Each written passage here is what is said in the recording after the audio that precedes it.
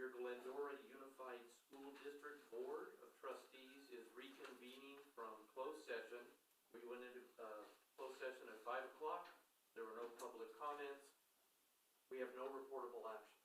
So we spent an hour in there, and we come back out here. I'd like to have a roll call as we reconvene our open session. Member Garcia? Present. Member Munoz? Present. Board Clerk Cam? Present. Vice President Lopez? Here. President Clifford? Present. Thank you Please very note, much. all here. Very nice. If you would please rise, put your right hand over your heart, and repeat after me.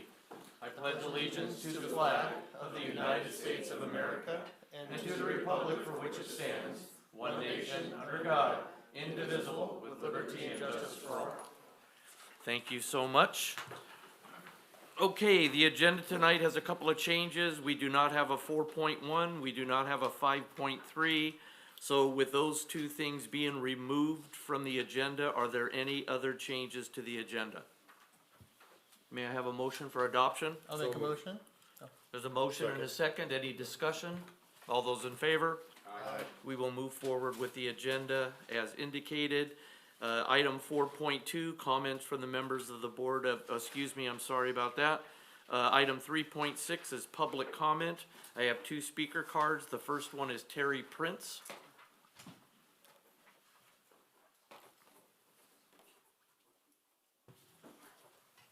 Good evening. Good evening.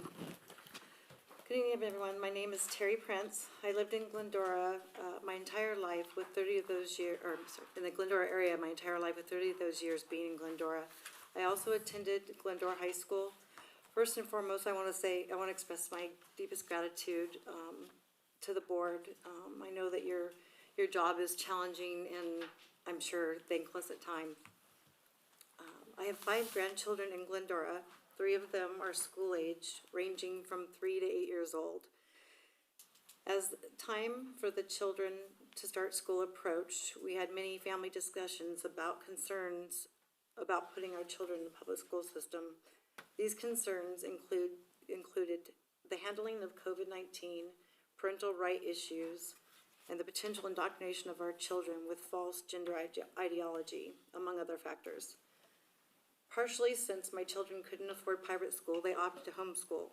However, there have been a hope that Glendora schools would revert to teaching the basics and refrain from involving themselves in areas that we feel are the right things that parents should be about. Our hope was to feel good about putting them in public school where our family has already paid into. As I drove out of town Friday afternoon, I received texts of people expressing concern. They sent photos of a board member and school administrators participating in an anti-ICE protest off campus with students. The optics on this for parents was not good.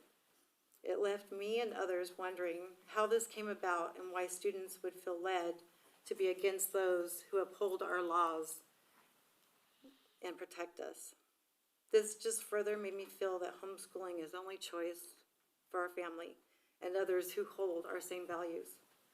Over the past couple of years, I've wondered if the school board administration was aware of the dissatisfaction among families in Glendora, so I felt led to share tonight. I did a quick count of families I know personally. I counted 49 children being homeschooled, and they have 14 non-school aged siblings that will be homeschooled as well. That's 63 students I know. But there are many more children that have graduated that I know, and also children that are in co-op with my grandchildren. The 15% decline in enrollment at Glendora's school over the last 7 years is a clear indication to me that families are losing trust in the public school system. I just wanted to make it clear to you because of the many concerns my family hold. Parents want their children educated, not indoctrinated with values that they do not hold. Until this changes, I sadly believe that there will be a further decline. Thank you again for your service and for your time. Thank you. Michael Barron.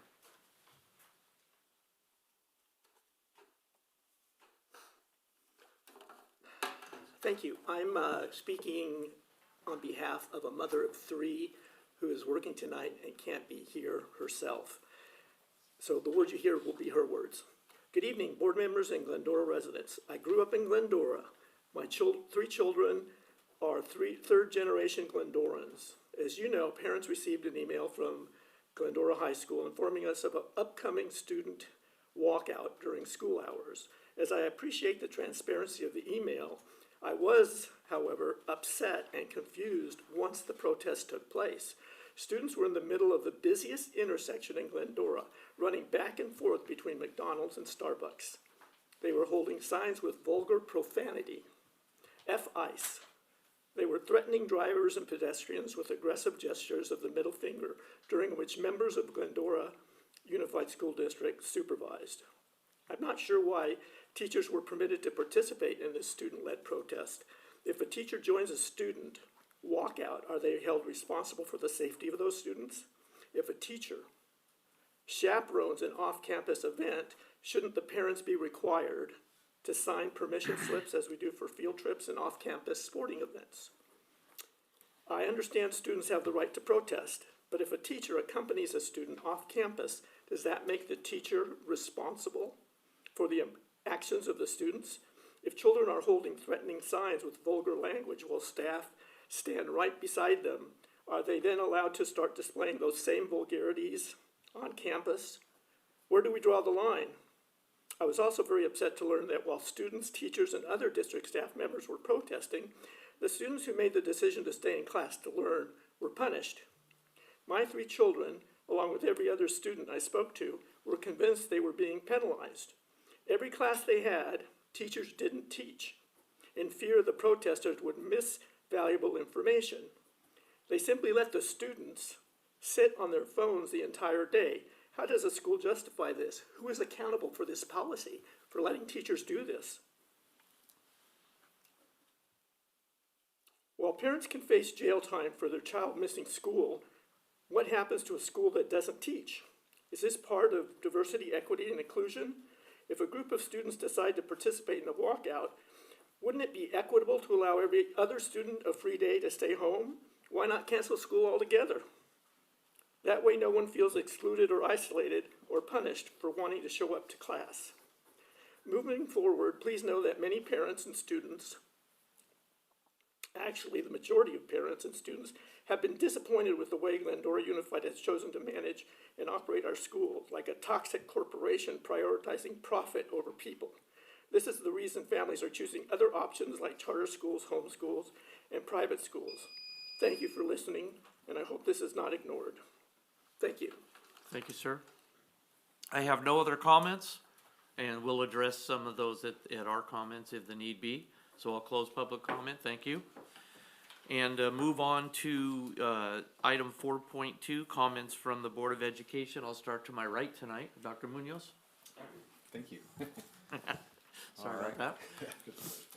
All right, well, just to address the comments, concerns about the walkouts, it is concerning when you have minor children out there that are protesting. There's a balance, First Amendment right. They have a right to, protest, and I know under the educational code, it allows them, I think one day, right? Is that right? One day?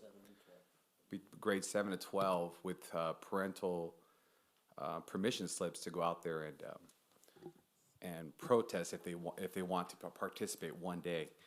The concern I have is teachers being out there if it's during school hours. I do agree. There needs to be a policy in place. I hope the executive cabinet can maybe make a uniform policy on that with the teachers participating, because it's liability. You don't know what people, driving on the streets, you don't know what they're going to do to our kids, and it could create potential liability for the school district, especially if you have a teacher out there supervising it. And so that's my concern. So thank you for bringing those comments up, and I hope the executive cabinet will look into that. Thank you. Trustee Lopez.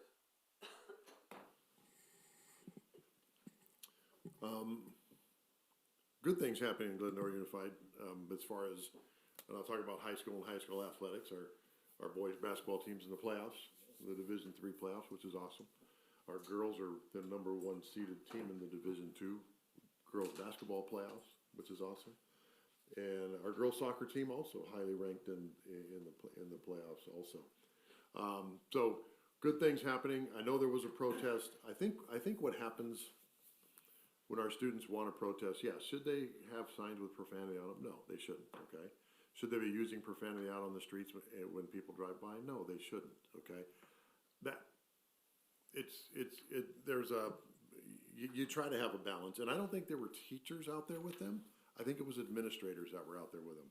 Part of our job as administrators on a high school campus is to keep the campus safe. The protest was happening during school hours.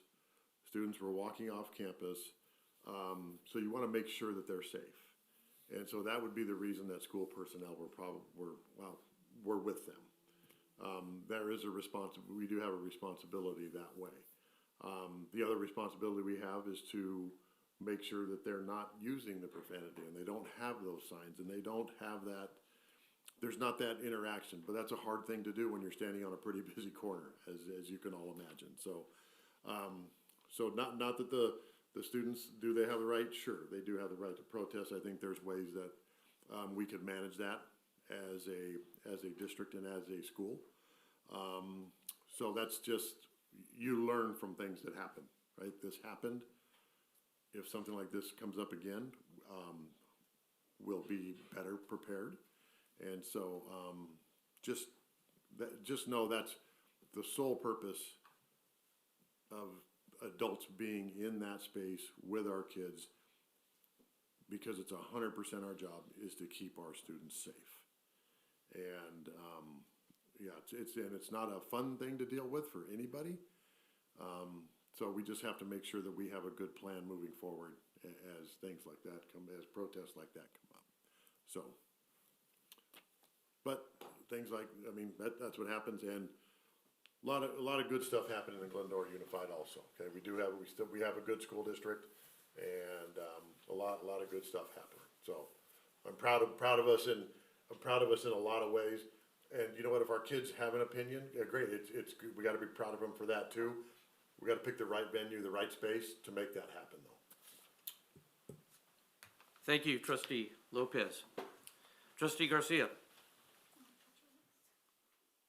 Okay, thank you. I do want to address last Friday's student-led protest. I was there, and I was there as a parent.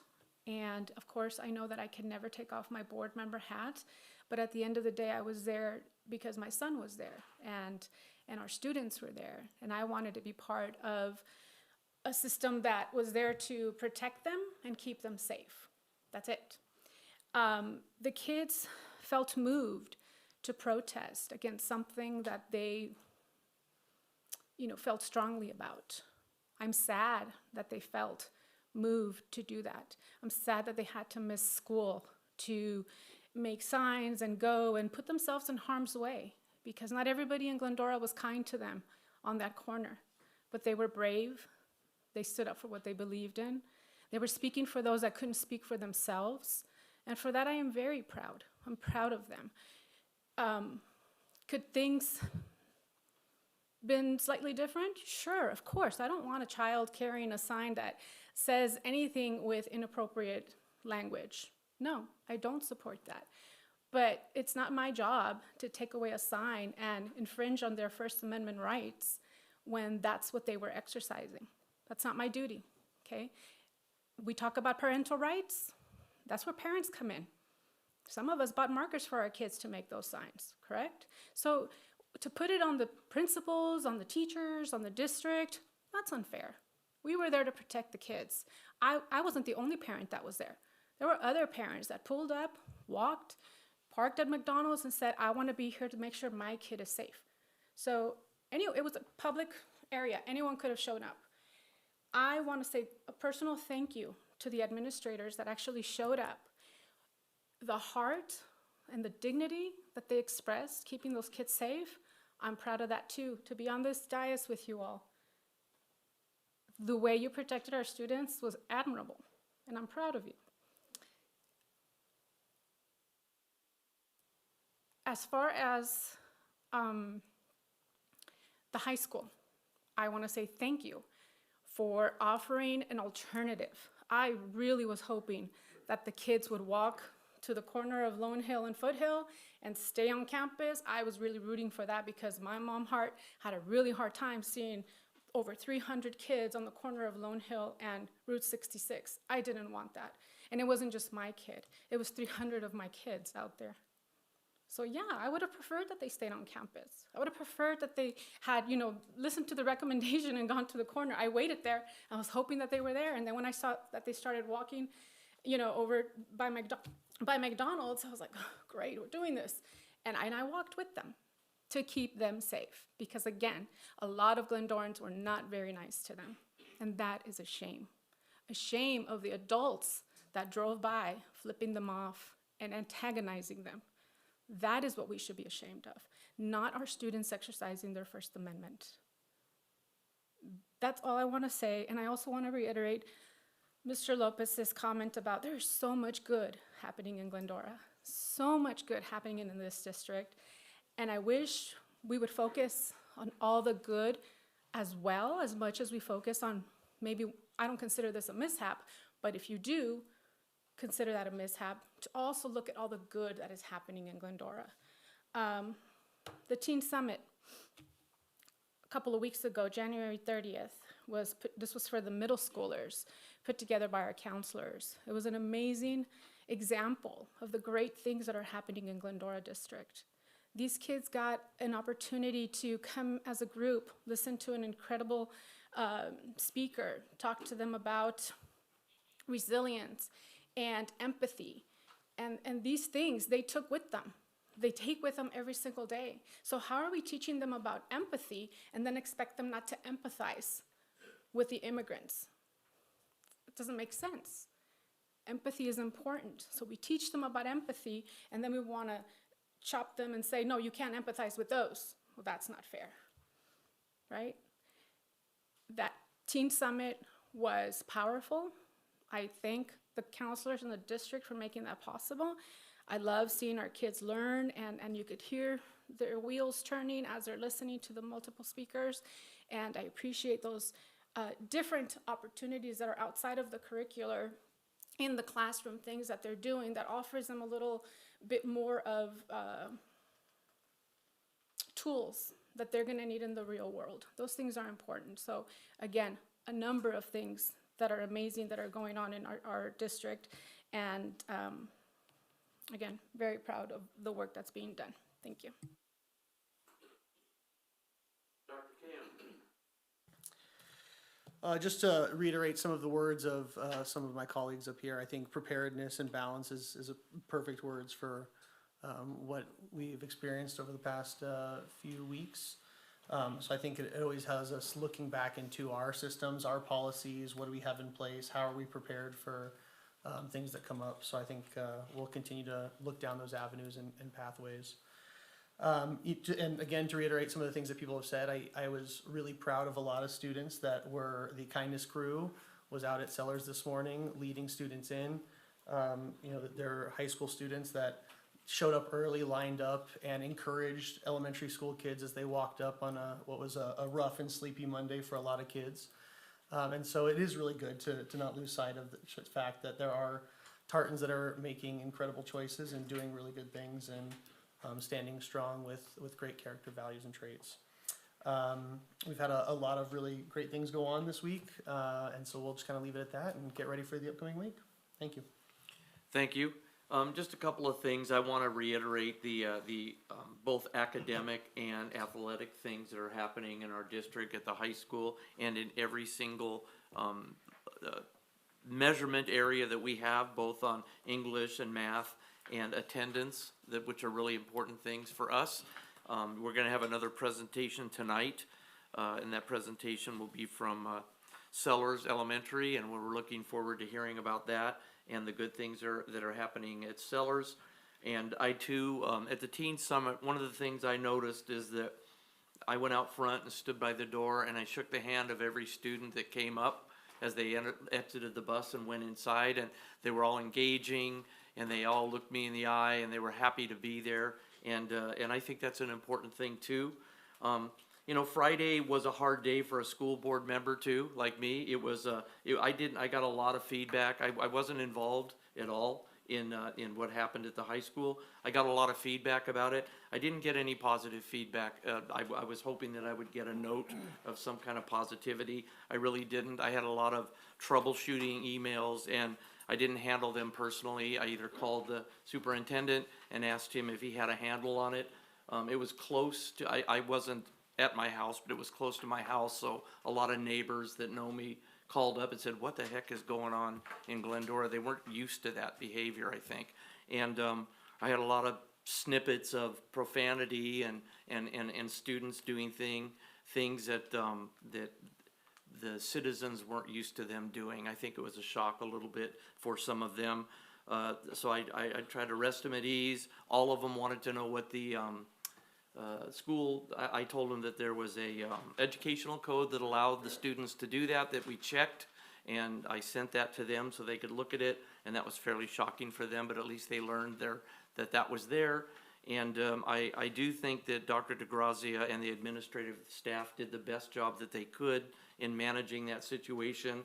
I'm hoping that if we have another one, and another group of students that didn't act with that one choose to do it again, that we manage it a little bit differently. And like Trustee Garcia said, I hope that they stay on campus and don't venture out for all of the business owner called me too. You know, the owner of the location they were at. And that was a difficult conversation too, because I couldn't do anything for him other than listen to what he said and relay that information. So, you know, I support what our superintendent and our administration did to manage that day, and I'm hoping that the students felt that they were heard that day, and that we move on to the next thing, and that we do continue to focus on. I'm really interested in the academic part of what the school does, less interested in the social justice side and more interested in the academic measurements that make Glendora the pride of the foothills. The high test scores, the high English scores, the high math scores, and as long as I've been a part of this city, the athletic prowess that our district has, back from when this guy was managing what they call the baseline league, all the way through to what we do. Yeah, it was a long time ago. I still have that t-shirt. Doesn't fit anymore, but I still have my baseline, you know, first league base. But anyways, it's a good district, and I think we're on the mend. There's a lot of good things happening, and I think the board is here.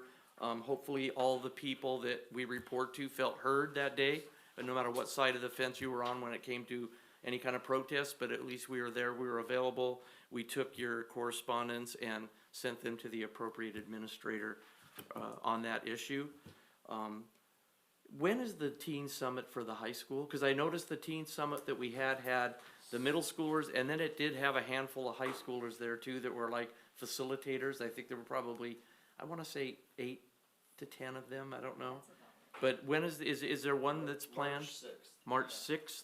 So again, that's a pretty powerful date for the students to come to that event, and it's open to all the students that want to come. Correct? They're invited for each school. Each school invites. High school, a certain amount, and Wickham High School. Okay. Yep. And then they get to talk about those issues that they get to talk to them with the city leaders, with the city management and the elected city leaders, and with the electeds in town. And I think that's a good forum for them to talk about that stuff. All right? That concludes the member of the Board of Education comments. I will move it on to the very important superintendent report. Thank you, Mr. Clifford. Members of the board, distinguished guests, welcome this evening. It is Kindness Week. We did have Glendora High School students at all the elementary sites this morning helping out with drop-off. Last year it rained, so to this year, a little better weather, not too shabby. They also headed out to play on the playground with students at some sites and welcome them and their parents and their families to school. It's a wonderful event and a great kickoff to a very important Kindness Week. I've been visiting all of the school sites and getting into the classrooms. I have a few more to go. On Friday, I had the pleasure of visiting Cullen's Community Day Friday in celebration of Chinese New Year. I would say there were several hundred parents, grandparents, family members on the blacktop to see, hear, take in that cultural event, outstanding event, led by the student council at Cullen, and a parent who volunteered endless hours to produce the dragons themselves in decorative form, and also their performance. So we want to thank Cullen for that. It was great time there at Cullen for their Community Day Friday. They are also hosting the first open house for our sites, and that's going to happen this Thursday evening, February 12th for Cullen. Our school reports continue. You're going to hear from Sellers. Next time we'll hear from Sandburg. Unfortunately, Dr. Porcel is ill this evening and was not able to attend work or certainly the presentation. We wish her a speedy recovery, and we will move Sandburg's presentation to February 23rd. In just a few minutes, you're going to hear from Dr. Tim McClarney on the survey results that were sent out, surveys that were sent out to the community to gather their input, their feedback on priorities and thoughts for a possible future extension of a bond that's already on the books here in the city of Glendora and in the school district boundary. So you'll hear a wonderful presentation, great detail, and outcomes from that survey. You heard a little bit about CIF. Every night this week, except for tonight, you can go to a CIF winter sport game. Tuesday night, girls water polo is in their second round match. They will play at Troy High School on Tuesday evening. Don't have something to do Wednesday? Wednesday evening, you're going to see the boys basketball team take on Portola in the Division III CIF championships at 7 p.m. on the 11th. On Thursday, you'll have to pick. At home, that's a home game. Boys basketball. Girls basketball, #1 seed, undefeated in league, is going to play Los Altos at home on Thursday evening at 7 o'clock. Our girls soccer team is in the Division I CIF playoffs. That may be a first. It's very competitive. They were undefeated this season, and the gift that they received is an away game. How about that? They're league champions, undefeated. They will play at Sherman Oaks, Notre Dame school, and that will be on Thursday at 7 p.m. as well. We wish all teams the very best in that process for sure.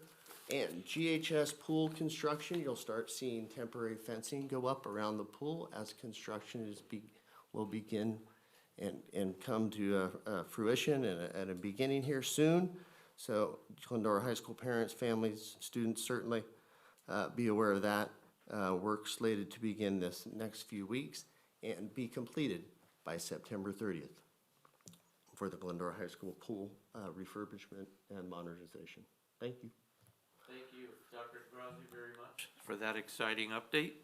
Mr. Clifford, if I may, I wanted to throw it over to Dr. Prince. Yes, Sorry, you Dr. may. Prince, I usually forgot. ask you if you want to do Yeah, that, but yeah. tonight I was trying to skip by She him. wanted to follow up on one piece. We had a few student speakers last time on the topic of AI and pieces related.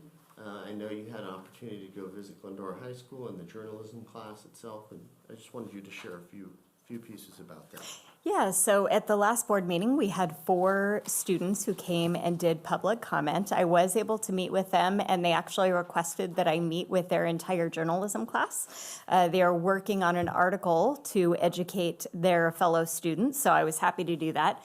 During that process, I was able to clarify some of their questions. They had requested some edits to our Board Policy 0441 on artificial intelligence. And they were talking about specific discipline consequences for some of the inappropriate use of AI that we had recently seen. I was able to share with them that BP 0441 is really more intended for use of AI in the educational environment. So for example, using ChatGPT to write an essay for you, that type of thing. But I told them we do have policy that actually does address the behaviors that they were worried about. So in this one, it was Board Policy 5131.2, bullying. And specifically, I pointed them to the second line describing cyberbullying. Cyberbullying includes the electronic creation or transmission of harassing communications, direct threats, or other harmful texts, sounds, or images. And I had also shared with them when asked about why it didn't mention AI, and I had told them because AI was a tool used for the cyberbullying. We don't want to be too specific because maybe they wanted to go old school and use Photoshop. Maybe they used a different app that I won't name too many of because I don't want to promote them. But the consequences are based on the action, not the tool used to carry out that action. So in that board policy, it does also mention potential discipline or corrective actions, which are outlined under Ed Code 48900 series. And that might be depending on, we can't get specific, it could be suspension, it could be recommendation for expulsion. It very well could also have legal consequences. So they were able to, I think they interviewed me for a solid hour, and I gave them permission to follow back if they had any clarifying questions, which was great. The young ladies who spoke, at least two of them, asked me at least a dozen questions, so it was really good. They got clarity. In addition to that, we have CyberCop. Hopefully all of the parents are planning on going to that at Stanton on February 11th, and he is talking about how to keep your students safe online. There's a lot of tools out there that you can implement to put guardrails on your students' technology, but CyberCop is also going to be coming to speak to all of our middle school and both of our high schools. And talking to students about how they can stay safe online, how they make better decisions, and also outlining some of the consequences should they choose to ignore that and make poor decisions, so that we make sure we're educating parent and student alike. Thank you very much. Thank you. Thank you. Any other staff presentations? Okay. We'll move on to 5.1, the bond survey results presented by Dr. Timothy McLarney, who's here with us tonight from True North. Dr. McLarney. Thank you. Dr. McLarney. Good evening, members of the board. I'm Tim McLarney, President of True North Research. So tonight we have a PowerPoint presentation. Should I have a clicker, or is somebody else gonna work it through? It's not up there. I don't see a clicker. We'll be through this in about 4 seconds. Sorry, I thought it was up. Oh, awesome. Thank you. So, a little bit about us. So True North Research is a company that I founded with my business partner about 25 years ago. And we specialize in working with school districts and other types of public agencies around the state in using surveys to help them develop a statistically reliable understanding of the communities and the customers and the voters that they serve. To date, as a two-person team, we've designed and conducted over 1,500 research studies for public agencies, and about half of the work we do is the type of study we're going to be talking about tonight, which we more broadly call revenue measure feasibility studies. In this case, it's a bond, but there are other types, where the goal is to really understand, is it feasible to move forward with some type of measure, by which I mean if you as a board were to take that action, does it have a reasonable chance of success? And if it is feasible, how might you go about structuring a measure like this in a way that it's consistent with the type of measure that your community is interested in supporting? We've helped our clients have a lot of success over the years to date. We've helped raise about $42 billion in voter-approved measures around the state, about $7 billion for schools and community colleges in 2024 alone. I mentioned that mainly, and of the measures that we've recommended go to ballot, we've overall have a 93% success rate. I mentioned that mainly because as I go through tonight's presentation, or perhaps in response to questions that you may have, I may make reference to how the results we're seeing here to compare to what we might typically see when we do this type of work with other districts, and I just wanted you to have a sense from the experience base from which I'd be speaking. I welcome questions from the board along the way or at the end, whichever is your preference. Okay, so before we jump into the results itself, helpful to take a moment to review the purpose of the study or why we're going about doing this, as well as the methodology. In terms of the purpose, we're really trying to address the three bullets that you see here on the slide as a revenue measure feasibility study. The first question is to answer that basic question of, is it feasible? And again, as I mentioned at the outset, that what I mean by that is if you were to choose to take action to, say, place a bond on the November 2026 ballot, does it have a reasonable chance of success? Answer that question isn't always yes, right? Sometimes we do this work and get the numbers back, and when you stare at the data, there's no clear path to get you from where you are today to where you need to be to have a reasonable shot at success on election day. And if that's the case, I'll be the first person to tell you that, right? I think the last thing the board wants, the community wants, the administration wants is to invest in a process that at the end of the day doesn't really have a reasonable chance of success.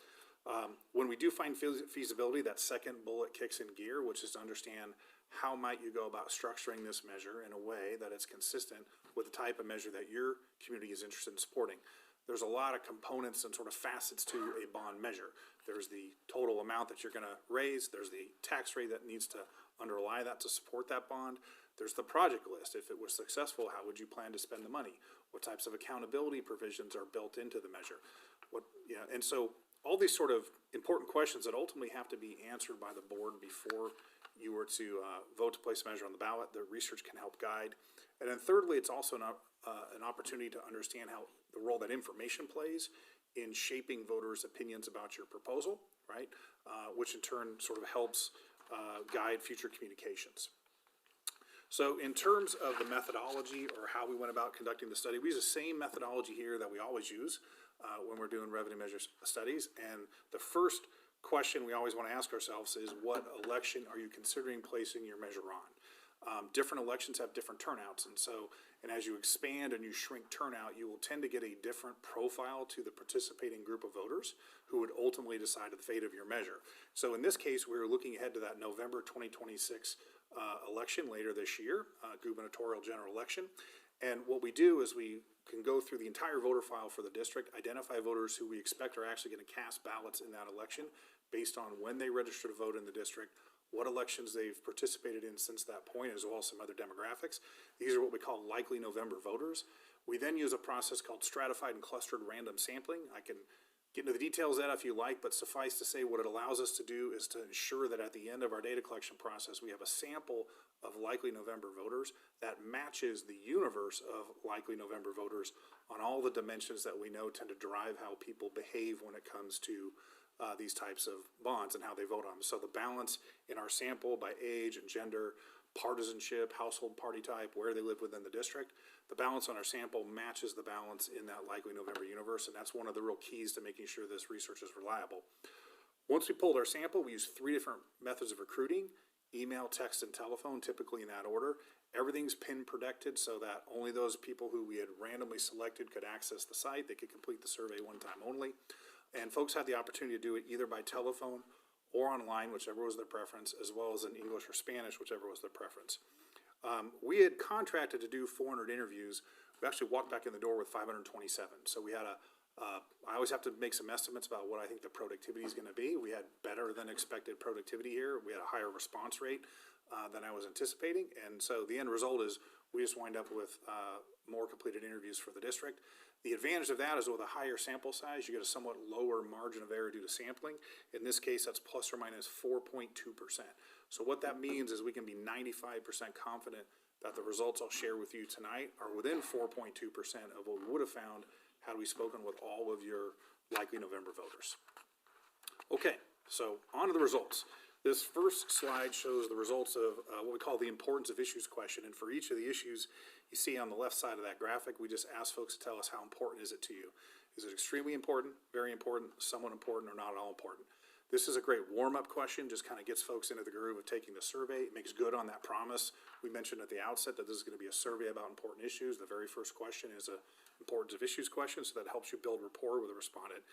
But it's also an opportunity for us to understand how education as a topic stacks up against some of these other issues that also compete for tax dollars. Things like, maintaining streets and roads. And in particular, how does the issue of improving the quality of education in local schools stack up against the issue of preventing local tax increases? Rough rule of thumb, surprisingly predictive, right? The higher up in this list and the more importance that voters place on improving the quality of education in local schools relative to the issue of preventing local tax increases, the better positioned you are to move forward with some type of revenue measure related to education. And so we see here at the top of the list, the number one issue was in fact improving the quality of education in local schools. You had 87% of respondents say that was either extremely or very important, followed by maintaining local streets and roads, improving local economy on down. So preventing local tax increases comes in one up from the bottom at 67%. So you've got about a 20-point gap between those two items. That's a good solid gap.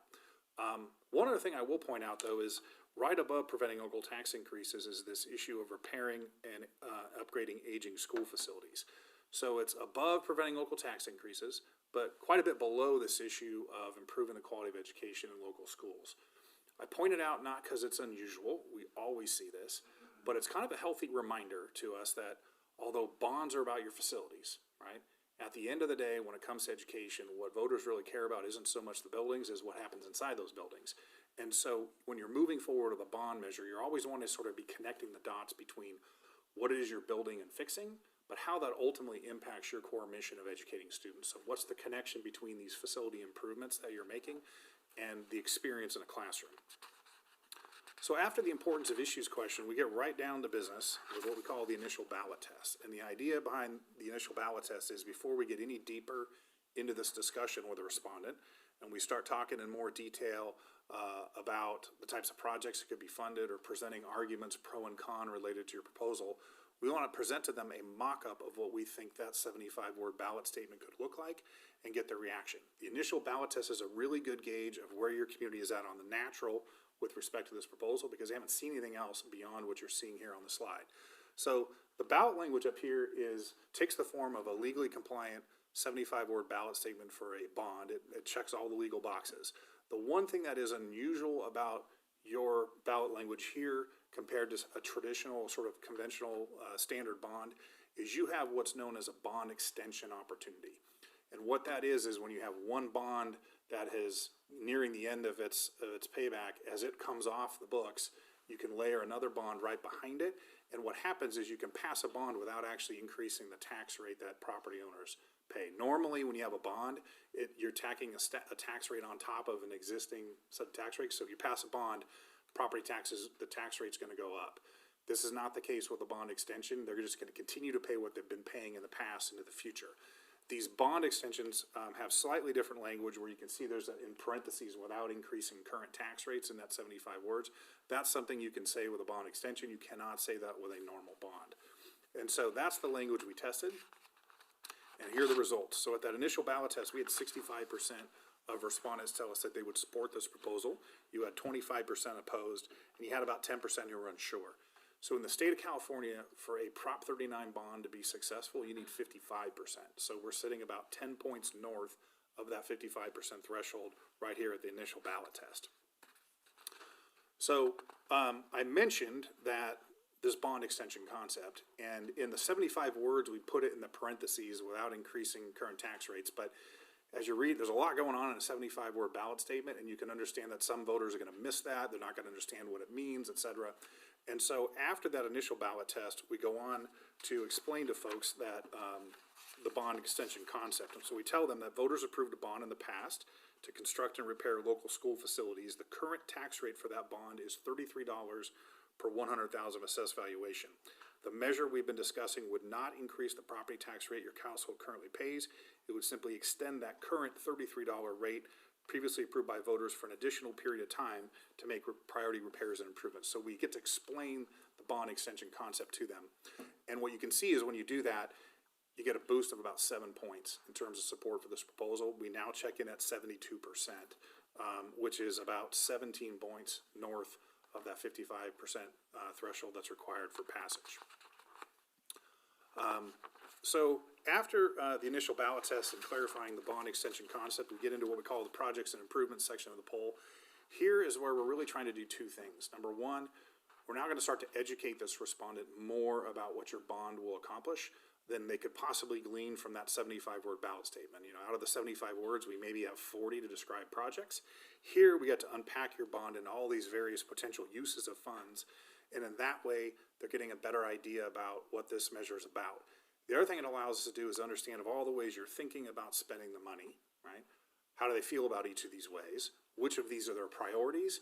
And is there anything on your list that I call an anchor? And what I mean by that is it's a project that voters aren't really enthused about. They don't like the idea of raising their taxes for it. And if you were to put it in your bond project list, it's going to weigh you down like an anchor on election day, right?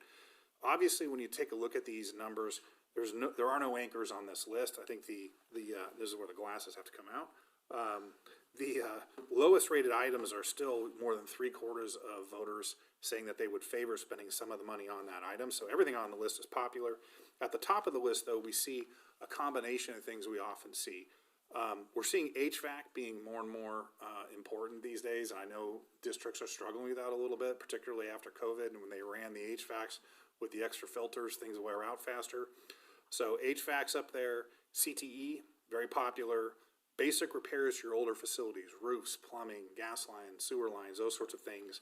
And then STEM-related facilities, as well as in some of your older facilities, as you renovate, you're gonna run into asbestos, you're gonna run into lead pipes, that's what happens, those were common construction materials back in the day. So as you get into those, you just have to remove them as you encounter it. So that combination of things is also what we tend to see at the top of the list when we're doing this work in other districts. Now, if you as a board were to choose to move forward with a bond in November, there's gonna be an election cycle. And during that election cycle, there will be a lot of discussion and debate in the community about your proposal. You're gonna have some folks who will step up and advocate on behalf of this bond. They're gonna go out, talk to their friends and neighbors about why this is needed and why they should vote yes. You might also get some opponents. People step up, say, this is a terrible idea, shouldn't be doing it, and here's why, right? For this survey to be a reliable gauge of the feasibility of a bond measure, we need to simulate that discussion and debate in the space of the poll so that we have a good idea, not only where your voters on the natural, which was that initial ballot test, but what happens to their support once they hear positive arguments and what happens after they hear negatives. So we started that out by testing a series of positive arguments that you see here, and you can see a lot of these arguments get traction. I mean, think again, you've got about 3/4 of voters saying for every one of those arguments, it's at least a somewhat convincing reason to support the measure. What you tend to find when you're looking at these arguments is it's a lot of, I don't know if I guess maybe a little bit of a history lesson, like what does an older school look like, right? When you have older facilities, when were they built? You know, what are some of the issues that come with older facilities? So it's not necessarily arguments that are saying vote yes. It's like, hey, by the way, last year we had, X number of roof leaks in our facilities. These are things that we need to address, right? So basic facts about your facilities. So at this point in the poll now, voters have heard more about this proposal than they did at the initial ballot test. We had a chance to talk about the bond extension concept. We had a chance to talk in more detail about how the funds could be spent. We also conveyed positive arguments, right? We've yet to get to the negative arguments. So we circle to what we call the interim ballot test. We present that same 75-word ballot statement. We say, now that you've heard a bit more, where do you stand? You can see here that at this point, we're sitting at 70% support, so that's a full 15 points north of that 55% threshold that's required for passage. You want us to ask questions as we go through? Please. Any indication as to why it dropped 2% from the initial ballot test after you educated them? Sometimes you'll get into it, and whether it's a project someone saw that they didn't like, or now it's really sinking in, like, okay, it's going to involve a tax measure of some sort, right? You'll get a little bit of that. Okay. Yeah. And sometimes they'll just go to the not, they won't necessarily go to the no, but they might jump into the not sures, just depends. But you're still, again, here at 15 points north of the 2/3 threshold. From there, we get to the negatives, and the idea behind the negatives is I want to pressure test voter support for this proposal by peppering them with a series of negative arguments, the kind of arguments you would expect to hear from somebody who is a critic of this measure. The reason is because I want to know, should you get opposition, should they be vocal, should they get their message out there? How much damage, so to speak, would that cause to support for a proposal like this? How much support would they carve off? And so you can see we test a shorter list of negatives than we do positives. That is by design. What you tend to find with these school bond measures is if you get opposition, they're much smaller in number in terms of boots on the ground compared to the advocacy group, right? They aren't as organized, they don't raise money, they don't have as loud a voice as the advocacy group does. And so we simulate that disparity by testing fewer negatives than positives. That said, the negatives we test are designed to be hard-hitting negative arguments, right? These are go-for-the-throat negatives. We want to see how much of that support level we can sort of carve off. So those are the negatives we tested, and here are the results. So after the negative arguments, you can see it cools us down about 4 points. Yep. Sorry, before you go too far. Why would we word it, when I say we, I mean you, raise taxes when we're not raising taxes? It seems like way too negative. We went too far when in reality we're not. We're just extending the life of the bond. So my experience with those who are going to argue against a bond is they are not gonna concede that, right? They're gonna call this a tax measure, they're gonna call it a tax increase. And so we're trying to put these arguments as an opponent would word them, right? And so that's why we do it that way, right? And we sometimes test arguments that factually aren't true, but you nevertheless will hear them in a campaign cycle. And so we want to test it because we're trying to get a good read on if somebody encounters this information or misinformation, right? How are they going to behave? Yep. So after the negatives, we test one more time on the 75-word ballot statement at the final ballot test. And what you see here is the negative arguments cool us down about 4 points. So we were at 70% support at the interim ballot test. After the negatives, we land at 66, but that's still 11 points north of the 55% threshold you need for passage of a Prop 39 bond. And so what does all this mean? I'm going to circle back first to that overarching question I mentioned at the outset as the, kind of the main motivator for why you do this research, which is to answer that basic question of is it feasible, right? If you as a board were to choose to put a bond on the ballot in November, does it have a reasonable chance of success? Based on these numbers, I think the answer to that is yes. For all the reasons that you see there kind of in the bullets under the positive signs. We saw that the topic of improving the quality of education in local schools was the #1 issue in terms of those importance of issues question, and there was about a 20-point gap between that issue and the issue of preventing local tax increases. We saw that there was, just on the natural, when they just had that 75-word ballot statement without any other additional information, you had 65% support, so that's 10 points north of the 55. And then the moment we could clarify that bond extension concept, right, that this bond is going to extend the current tax rate out into the future, it's not going to increase the tax rates that households pay, support jumped to 72%. All the projects you were thinking about funding were popular. You've got positive arguments that resonate. And importantly, at each point in the survey where we came back to respondents with that same 75-word ballot statement said, now that you've heard more, where do you stand? All of those ballot tests were well above the 55% threshold, and that was even after testing opposition arguments. And so, in my experience, when you see that kind of pattern, that's the kind of things, the pattern that you want to see for a bond measure to be feasible.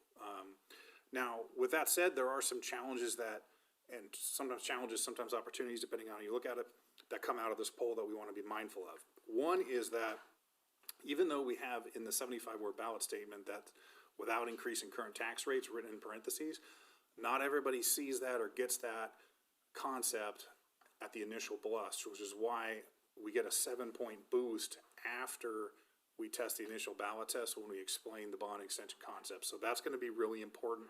So your #1 message if you're going to move forward with a measure like this is to make sure people understand that bond extension concept, right? That this isn't going to increase their tax rates. We do see the negative arguments get a little bit of traction. Not so much out of the poll, but if you step out of the poll and you think about what this next election is going to be like, it is going to be another hyper-partisan election like the last few have been, right?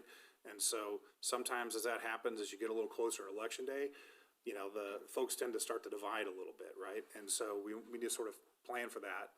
And then finally, there's all these unknowns, and I put the part in parentheses there because we know about some of these things already, right? We already know about tariffs and we know about inflation. We know that there's concerns out there about the cost of living, the trajectory of the economy, all of that. But what we don't know is what the next 9 months is going to hold, right? And so the reason I mention these challenges isn't because I think that they are, insurmountable for your measure. I don't. But depending on how things play out with those challenges, you might get some headwinds, right, between here and election day. And what you want to do is always put a measure on the ballot that can withstand a little adversity, right? I don't usually recommend boards put measures on the ballot where you're crossing your fingers and you're just hoping for blue skies and tailwinds all the way to election day. It's probably not going to be like that. You're probably going to face some amount of adversity, so it's a good idea to have a measure that can withstand that, and I think you have that measure here. So with that, my last slide, a few observations and recommendations. The first thing I would observe, though, is that when you're doing a poll like this, it is not a crystal ball. I'm looking forward to election day saying you're going to get 65% on election day. It is a snapshot in time. It tells us where your voters are today. It tells us how they tend to react to the types of information we think they're going to encounter during this election cycle. But ultimately, what dictates what happens on election day in November isn't what your poll says today. It's everything that happens from this point forward, right? And so I mention that mainly because it's kind of a reminder that you gotta make smart decisions about the measure you put in front of voters. So it's aligned with the kind of measure that they have indicated they're interested in supporting. And you gotta put the work in terms of communications, both from a district side, things that you can and should do as a public agency, and just raising awareness, right, and educating voters, not advocating yes or no, right, just educating, giving them the information they need to be able to make an informed decision. And then ultimately, there would need to be an independent campaign, private dollars, separate from the district, right, that would advocate for this measure during the election cycle. When it gets real noisy and busy, right, there needs to be a voice out there on behalf of these proposals. In my experience, that's what helps them go over the top. So I know I've thrown a lot at you. That is the end of my slides, but I welcome any questions from the board if there are any. Quick question, you said that you initially went out for 400 survey respondents, pulled in 527, that delta of 127. Was the profile of the respondent, so how many did you send out total, I guess is the first question? I don't know. We usually are looking at about a 1-to-20 ratio of the send outs to the completes. I think I know where you're going, which is how did that possibly impact the profile of the sample? Right, did we see one voter profile respond more often than? Yeah, and so there's always a bit, so first of all, we control it, and so it's nice to know, going in, the stratified and clustered random sampling means that we know what the sort of 6-dimensional profile is of this sample. So if we get a few extra seniors, for example, who participate in this, we have a procedure called weighting, where you can basically adjust for the fact that you've got a little skew in your raw data. It'll adjust it, and what it does is it makes it as if it's a perfectly proportional sample when you go to analyze the data. Thank you so much.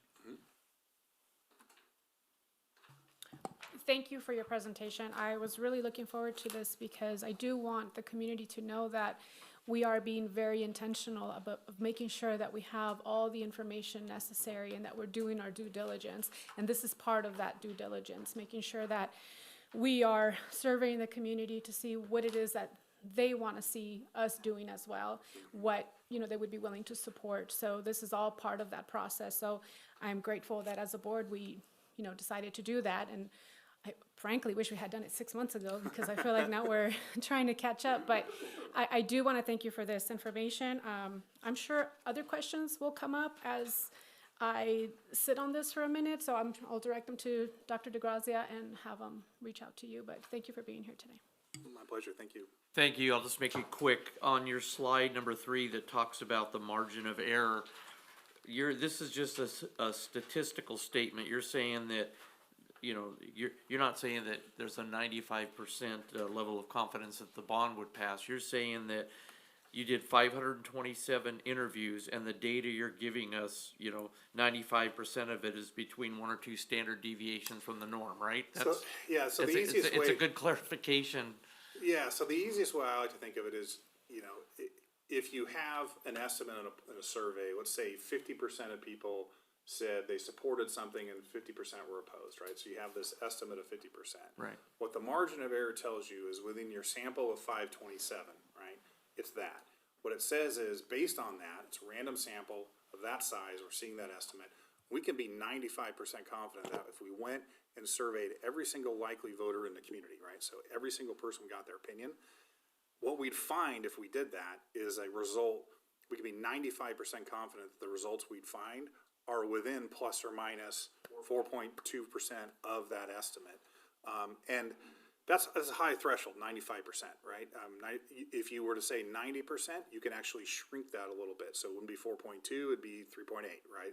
And so that's what it's really telling you. And so one of the ways that we operationalize, or what do we learn from this is, let's just be pessimists for a second, right? Let's say, because of this, we're on the low end of that scale. So it's plus or minus 4.2%.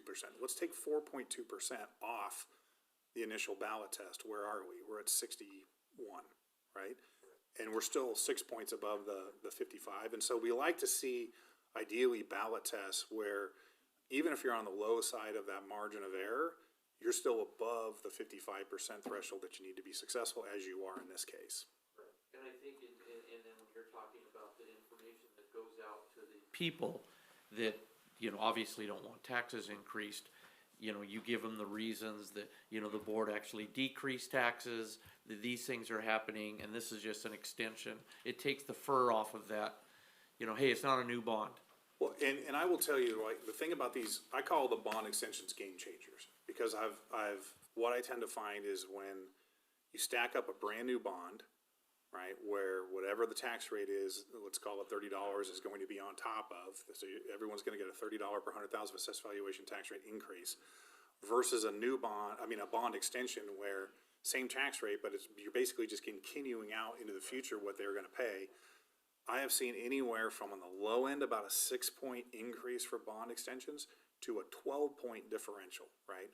The reason being is it just, okay, like you said, it takes the fur off this thing. It makes it easier, or the sharp edges, I like to say, off a bond measure, because I can vote for this, I can get a lot of money for my schools and facilities, and at the same time, my property tax bill is gonna look the same as it did last year, right? Out in the future, it's not gonna go up. These are also, I will let you know, they are what I call limited time offers, right? Because of the way bond extensions work, they can be done within a certain period of time, and if you go past that period of time, you no longer have a bond extension, right? So, timing matters too. All right, nothing further here. Anything else? Thank you so much. Thank you. Appreciate it, thanks. Exciting times. The next presentation is, Shonda, we're there. 5.2 Sellers Elementary by Principal Shonda Trent, and it looks like I see some of your associates here tonight. It's so happy to see y'all. I see you on campus every once in a while going by to check on the kiddos. Alrighty, well, good evening, President Clifford, Board of Trustees, Dr. DeGracian, Executive Cabinet. It's nice to see you all. Before I begin, I do want to recognize that I have some staff members in the audience and give a shout out to them and thank them so much from the bottom of my heart for being here to support me and to support Sellers. And while I'm the one standing up here, they're the ones that do the daily work, and they're the ones in the trenches every day, and they're the heart and soul of Sellers, and they're truly why Sellers is the place to be. So I'm just so proud of my staff, and thank you so much for being here tonight. I also want to give a special shout out to my youngest daughter, Madison. She's a senior at GHS, and for her government class, she said, "Mom, I have to go to a school board meeting." And I said, I think I know the perfect one for you to attend. I have to go too. Yeah, so happy that we're both here tonight together. Sounds like Baskin Robbins afterwards, right? Maybe, we'll see. I don't know. All right, well, last year when I was looking towards the 25-26 school year, I knew that I wanted my focus to be centered around math, restorative practices, and our character education program. In action, this is what that looks like. We have targeted Tier 1 and 2 math supports through math intervention, push-in and pull-out. We have professional development in both community circles, which is our restorative practices model, and behavioral training for all staff. For our character education, we're using Character Strong in all of our classrooms, and we're taking time to highlight the character traits of the month in our weekly announcements, and we're celebrating students who've gone above and beyond with these character traits at our Community Friday events. When we look at student achievement at Sellers, our data tells a very encouraging story. Overall, 63% of our 3rd through 5th grade students met or exceeded standards in language arts, which reflects the strong core instruction across our classrooms. One area of particular strength is writing. Our teachers are implementing effective Tier 1 instructional strategies, especially in structured writing, modeling, and feedback. This consistency across grade levels is helping students develop the skills they need to clearly express their thinking. At the same time, we're using this data to identify students who are close to meeting standards so we can provide Tier 2 and Tier 3 supports, ensuring continued growth for all learners. This slide also shows how we're using our data to support student achievement in math. Overall, 57% of our students met or exceeded math standards, which reflects our focus on prioritizing strong math instruction first. This data also helps us to identify students who are nearing proficiency, allowing us to provide math intervention and those targeted Tier 2 and Tier 3 strategies. By using this information intentionally, we're able to strengthen core instruction while providing additional support where it's needed to move student learning forward. This slide shows how we use data to support our student engagement with a focus on chronic absenteeism. Currently, only 4.9% of our students are chronically absent, which places us in the green range and reflects a 1.9% decline from previous years. Relationships are key in this progress. We stay closely connected to families when students are absent. We provide short-term independent study options for students who are chronically ill. And my office staff make sure to reach out to families when we know that a student is absent. Teachers reach out. We really stay connected, and we make sure that those relationships are what keep those students coming back once they are ready to come back from their illness. This slide also shows how we use data to support student engagement through behavior supports. While 0.7% of students were suspended at least one day, this remains a very small percentage of our overall student population. We're intentional about addressing behaviors proactively through expectations assemblies, clear classroom procedures, and strong partnerships between staff and parents. When challenges do arise, we rely on restorative practices to support students in learning from their choices and staying connected to school. This slide brings together multiple data points to show how we are supporting the whole student journey at Sellers Elementary.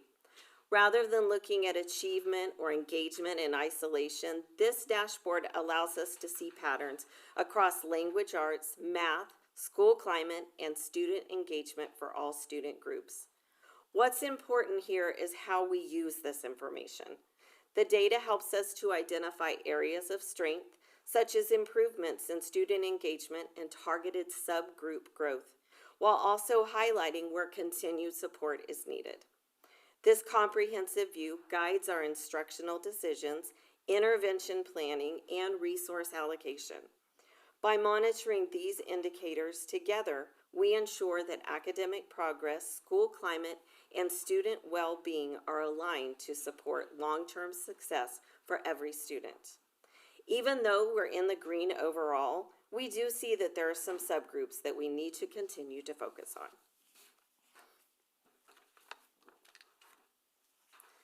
One of my biggest priorities this year has been strengthening our sense of community, both among our staff and with our families. Last year, when I reviewed our LCAP survey data, one statistic really stood out to me. Parents shared that while they knew there were opportunities to be involved, they didn't always know how to get involved. And that mattered to me. So from the feedback, Community Friday was born, because I wanted families to truly feel that this is their school too. At the same time, I'm incredibly fortunate to work with a strong veteran staff. Their experience and dedication are a huge asset. My role hasn't been to change who they are, but to honor their expertise and help move us from good to great, pushing the needle toward even more excellence. One way that I've done this is by transforming our staff meetings. They're no longer just about announcements and information. I surveyed my staff and asked, what do you want to learn more about this year?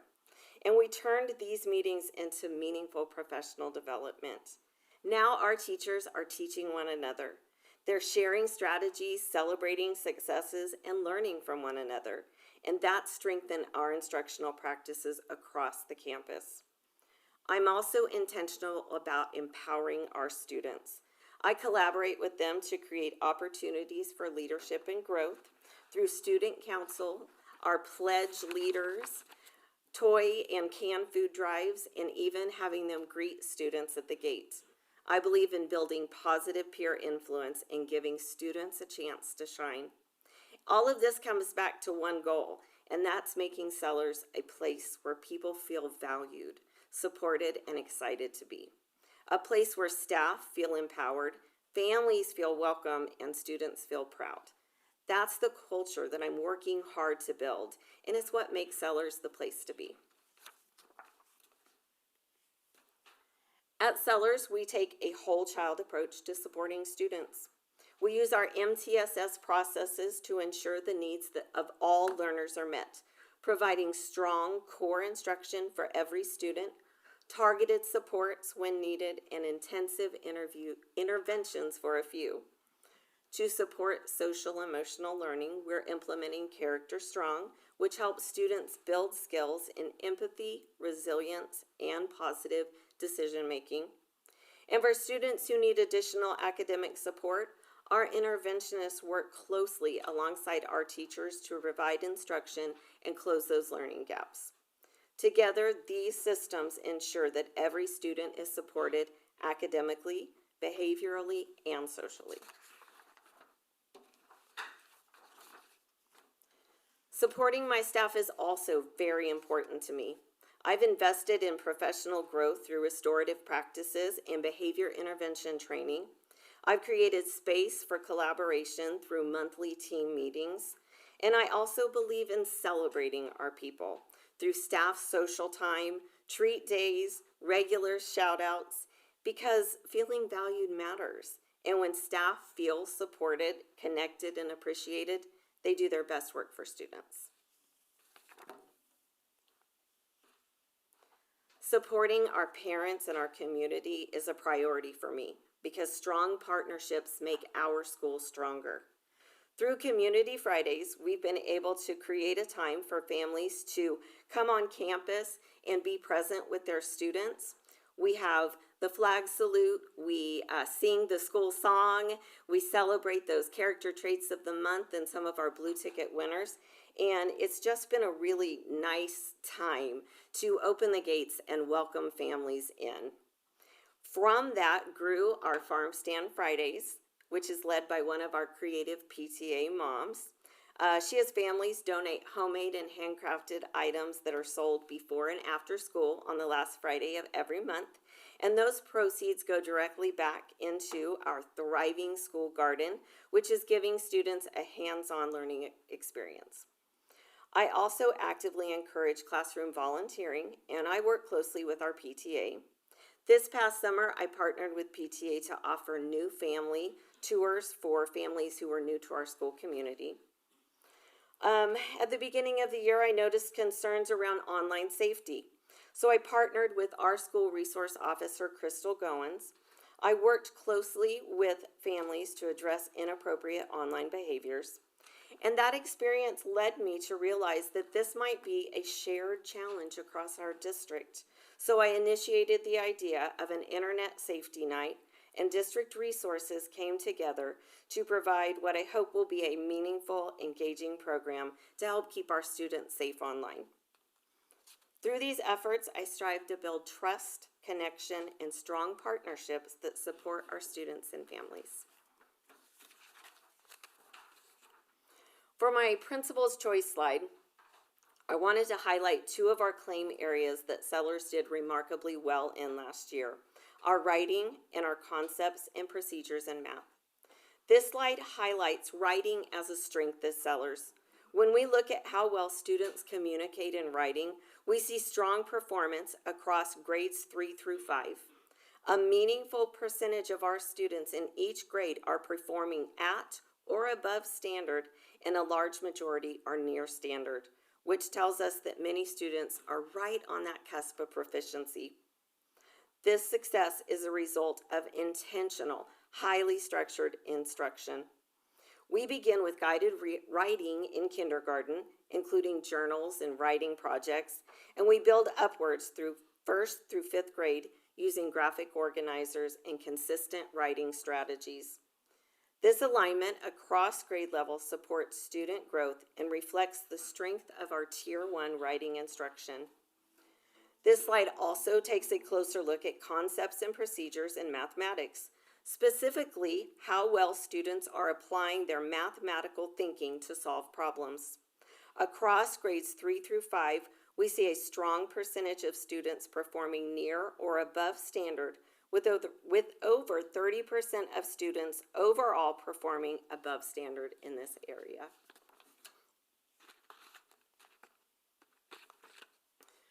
So looking ahead to our next steps and strengthening the whole journey, we're going to continue to use our STAR reports from our STAR benchmarks that we give, plus other data to strategically identify students who are near standard. We're going to set targeted, achievable goals to help move them forward. Our instructional focus is going to now shift more intentionally to Tier 2 and Tier 3 support within the classroom, primarily through purposeful small group instruction. To support this work, upcoming professional development will be centered on strengthening small group practices and intervention strategies. In addition, we're going to continue to prioritize family partnerships by expanding opportunities such as Community Friday and other family-based events that bring parents onto campus, strengthen relationships, and help families feel connected and engaged in their child's learning. Together, these efforts will allow us to support students academically while strengthening instruction and community. Thank you. Any questions? Thank you. Thank you to staff. We appreciate that presentation. I'll bring it back to the board for any questions. I have a few questions, if you don't mind. One of the things you said was that the teachers led their discussion on what they wanted for training. What were some of the things that they chose? So a couple of things that we've looked at, because we have our STEAM lab, we wanted to get more teachers into the lab on the days when Amy Hogan wasn't here. And so we've done a couple of trainings on how to use the Legos, how to use the Cricut, how to bring your students in and get them actively involved in the STEAM education. They also wanted to learn more about Canva and how they can use that in the classroom, and I have a couple of teachers who are really very well skilled in that, so we are going to be learning that as well. They wanted to learn more about behavioral strategies. I had Kathy Holloman, our behavior specialist with the district, come in and do a professional development, as well as bringing in Karen Yunker to talk to us about restorative practices. So far, that's kind of where our professional development has been taking us. Cool. You know, I can't say enough about the teachers at Sellers. It's really been the high point of this particular site. It's really incredible to watch and to see and to feel. You know, for those of you who don't know, I've got 3 little ones there, and it's so cool every day to see teachers that are pouring into them. And, you know, some of my kids are quite precocious and are happy to jump into classrooms that don't even belong to them, which is fun that they're welcomed warmly. And a huge shout out to your TK teachers, who I read got a grant recently, which was super exciting to see, and all that push and into the littles and all the work that they're doing to make sure that it's fun and collaborative for them. The Community Fridays, incredible. If I don't get there early enough for a loaf of that sourdough bread, I get yelled at all weekend long.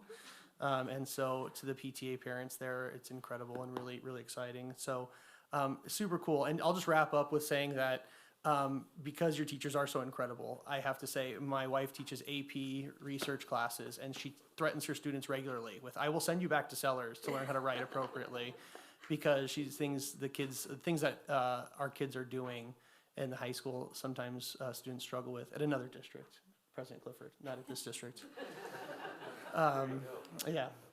And so just very cool. So, you know, there's so many incredible things there. And I think your teachers are a gold mine, which is so exciting.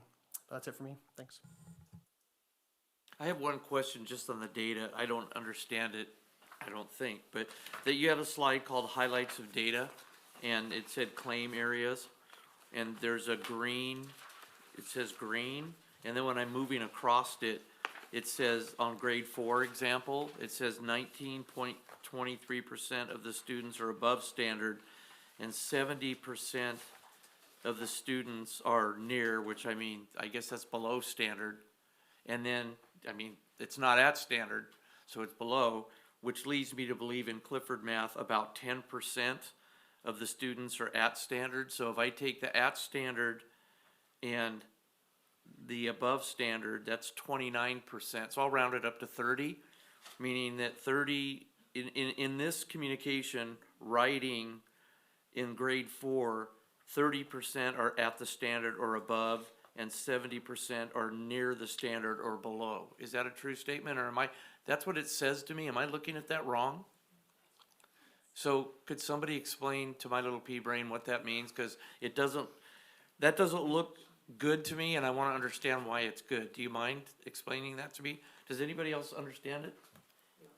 I'm gonna turn it over to my data guru, Yeah, Dr. Nahara. I need her all the time, so. Sure. So, when they do claim areas, for the claim areas, they break it down to above standard, near standard, and below standard. So what you don't see on here is the below standard. So, it would be 70 plus 19, that's 20, really 20 and 70, so that's 90%. What you're not seeing is the 10%, which is the below standard. So in a claim area, we always look at the near. The near is a very big area. The near standard is the ones that are, the way they describe, the way we look at near standard is that they have almost all of the standards mastered at that grade level with a few gaps. Above standard is they have those standards and they can take those, master them all on their own and take them to the next level. And then below standard means that they need more assistance to access those grade level standards. So when we look at claim areas, we always look at the near and above, and we kind of look at those together, and then the below. So in this case, in grade 4, you're gonna look at the 70 and the 19, and you're gonna put those two together, right? So 70% and 19%. So 90%? So that means 90% are, where that means that at, I would say, that would say 90% of grade 4 are able to write at grade level standards. The 20% can take those grade level standards and use them independently all the time and take them above and go extended with them.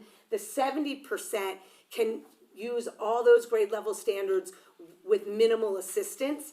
The 10% that you don't see there are the ones that we have to provide more assistance with in 4th grade. So actually, 4th grade is doing very well in the Yes, area I mean, of writing. that is something to celebrate. Yes. It just didn't look like, when you're saying somebody's near something, Yeah. to me, that doesn't mean that they're there yet. Yep, so near standard means that they own those grade level standards, they're just not taking it and extending it. Okay, well, that is good news, so thank you. Now I understand, I feel better all of a sudden. I'm that easy to convince. Any other questions? I have a question, and it relates to that same data point. Would those numbers correlate to these same circles that have like yellow is standard nearly met, green is standard That is met? correct. Okay, so I think that's where the confusion is, because it does seem like if standard is nearly met, then it hasn't been met, right? Yeah, And so so it's there- like below standard. They're actually changing that verbiage for next year. The 1, 2, 3, 4, and those percentages, they actually are changing that verbiage for next year, and I can explain that to you in the future if you'd like. And then, you may want to stay up there. You've mentioned before, how you deaggregate the data. I learned that. Disaggregate. Oh, see, I thought I had it. Disaggregate the data, and then you can pinpoint to actual students that are just right at that marker, right? That are just like, God, if we just work on this one section, they'll meet that. They'll go up to the standard met or whatever, move over to the. So as you identify these, like, how are you? Is like every student getting a personalized plan to move up that level, or are you grouping them in classrooms? How is this working? So, it's not that they each get their individual, but what you do is, let's say we have this group of students and we know that they're near proficient. So we're gonna kind of group them either in the classroom in small groups, but also taking them to the intervention and sending them, for maybe a more targeted intervention with our intervention teachers. I kind of just, I knew that. I just wanted to, for the benefit of the community and those listening, which is, I know, thousands of people looking online right now, the importance of like the data, and that you can, kind of isolate each student and see where exactly they are lacking and how you're pushing in those supports. So I just wanted that to be clear. Also, I did not know you also had a community Friday, so I would love to be able to come Well, and I visit would your love school. for you to come. I was gonna say, I need someone to lead the school song because they're very tired of hearing me sing. Oh, well, maybe Dan could do that, because I don't have any Okay. kids at Sellers, so I I'll- don't know the song. I'll But give put me you a on piece the of next paper and don't expect any, good voice. Yes. I didn't hear enough about the STEAM lab, so I would like to know how you guys are using the STEAM lab and what additional supports. You did mention your teachers wanting more professional development in that area, but what additional supports do you need to ensure that our students are making best use of that space? I just think really it's been a matter of not knowing what to do when you take the class in there, and so we're just continuing to work on, I know a lot of my TK friends are buddying up with older grades, and they're going in, and the older grades are teaching the younger grades how to code on the Legos, and so gosh, I mean, in terms of support, just, I don't know. I don't know how to answer that other than to say that we are actively working towards getting more people in there, and more often than not, there are classes in there every single day, even on the days when Mrs. Hogan isn't present. So is there a set rotation for teachers to visit the STEAM lab? So do Yes. kids get to go, would you say every class gets to go at least once a week? Not once a week, but at least once every 2 weeks, I would Okay. say. But just, in fact, the younger grades sometimes say, gosh, we would like to see the schedule and have access to the schedule first, because by the time that they get the schedule, sometimes the older grades have already signed up. But our tech lead has been making the schedule with Amy Hogan and sending that out, and the teachers just kind of like sign up, and it's been very popular. Okay, good. I just Yeah. didn't see it in your Yes, report, and I yeah. wanted to make sure that we Yes. acknowledge that it's there and it's being used, and Yes, also it is. to It absolutely remind is. you that if you need any additional supports for the STEAM lab, and again, to ensure that it is being utilized to its full potential, Yes. that we're here to support that. Thank you. Thank you. Thank you very much. Have a good evening. Thank you. Thanks for hanging with us and learning about the bond at the same time. Very cool.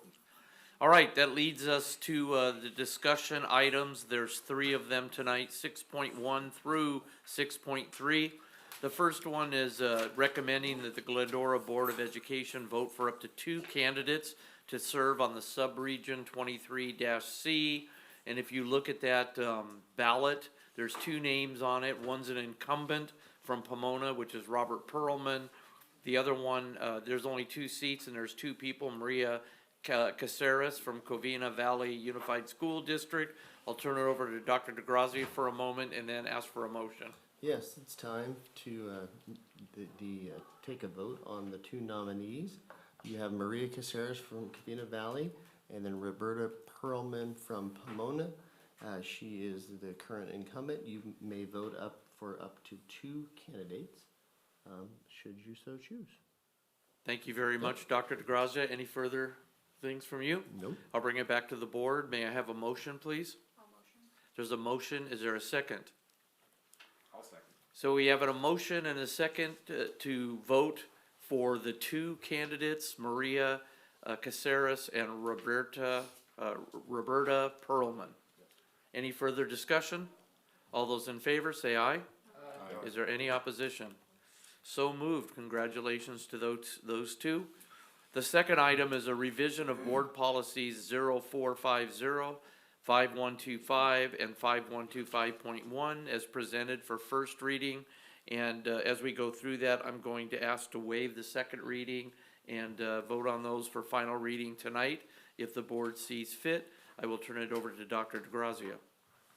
Thank you, Mr. Clifford, and I'm going to send it over to Dr. Prince. She'll take us through the revisions, slight revisions, or reference them in the first three board policies and the new board policy 1445, which is actually replacing another exact same title policy as well. Thank you.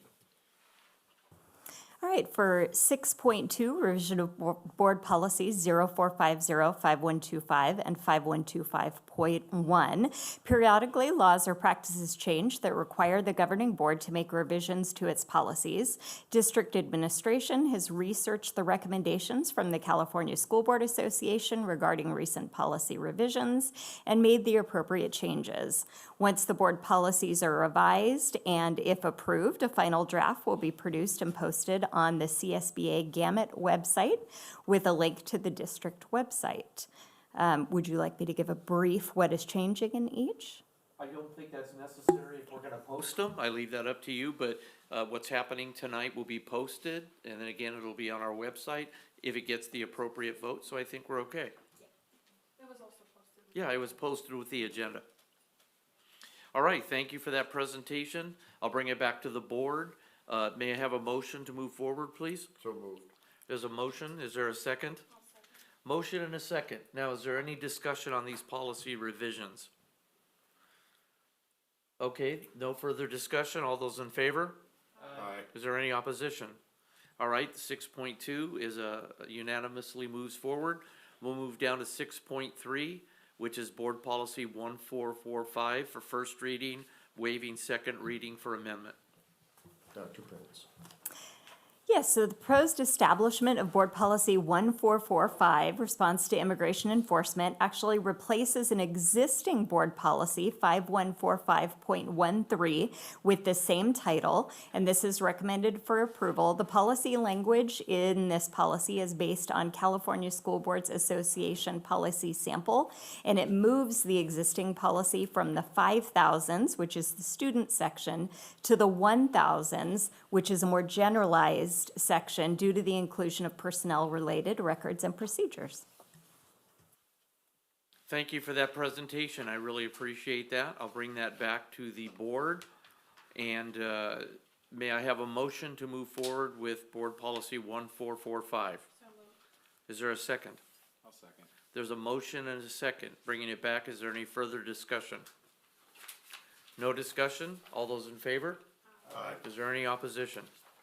Thank you for bringing those up and bringing them up to speed, and they'll be posted now, so we'll be compliant. I think the date was March 1st, correct? So we're in good standing there. I appreciate that very much. We'll move down to the consent item. All right, now on the consent, tonight we have items 8.1 through 11.2, and they're the general, educational, and business service consent items, and collectively they add up to about $9,700,000 worth of business in those three arenas that the school board is doing or has done for the last month and moving forward to the next meeting.